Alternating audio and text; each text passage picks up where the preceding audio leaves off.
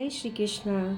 कर्मण्येवाधिकारस्ते मा फलेषु कदाचन मा कर्मफलहेतुर्भूर्मा ते संगो असत्वकर्मणि। कर्तव्य कर्म करने में ही तेरा अधिकार है, फलों में कभी नहीं। अतः तू कर्म फल का हेतु भी मत बन और तेरी कर्म न करने में भी आसक्ति न हो। भगवान कृष्ण अर्जुन को समझा रहे हैं। हे धनंजय, तू आसक्ति का त्याग करके सिद्धि असिद्धि में सम होकर योग में स्थित हुआ कर्मों को कर, क्योंकि समत्व ही योग कहा जाता है। बुद्धि से युक्त मनुष्य यहाँ पुण्य और पाप दोनों का त्याग कर देता है। अतः तू समता में लग जा, क्योंकि कर्मों में ही योग की कुशलता है।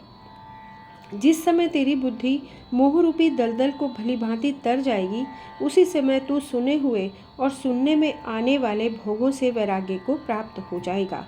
अर्जुन बोले, हे केशव, परमात्मा में स्थिर बुद्धि वाले मनुष्य के क्या लक्षण होते हैं?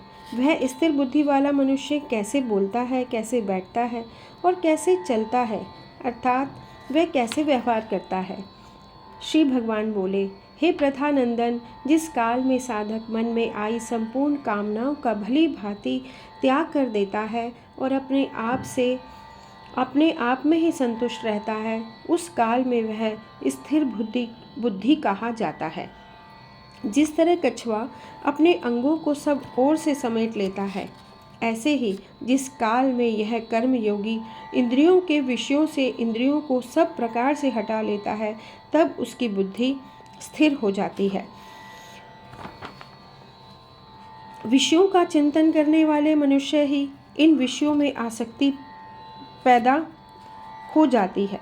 आसक्ति से कामना पैदा होती है, कामना से क्रोध पैदा होता है, क्रोध होने पर सम्मोह मूढ़ भाव हो जाता है, सम्मोह से स्मृति भ्रष्ट हो जाती है, स्मृति भ्रष्ट होने पर विवेक का नाश हो जाता है, बुद्धि का नाश होने पर मनुष्य का पतन हो जाता है। इसलिए हे महाबाहो, जिस मनुष्य की इंद्रियों के विषयों से सर्वथा वश में की हुई हैं, उसकी बुद्धि स्थिर है। जो मनुष्य संपूर्ण कामनाओं का त्याग करके स्पृहा रहित, ममता रहित और अहंता रहित होकर आचरण करता है, वह शांति को प्राप्त होता है। आनंदन, यह बाह्य स्थिति है, इसको प्राप्त होकर कभी कोई मोहित नहीं होता। इस स्थिति में यदि अंतकाल में भी स्थित हो जाए तो निर्वाण शांत ब्रह्म की प्राप्ति हो जाती है। ओम तत्सदिति श्रीमद्भगवद्गीतासु उपनिषत्सु ब्रह्म विद्यायां योगशास्त्रे श्रीकृष्णार्जुन संवादे सांख्ययोगो नाम द्वितीयो अध्यायः।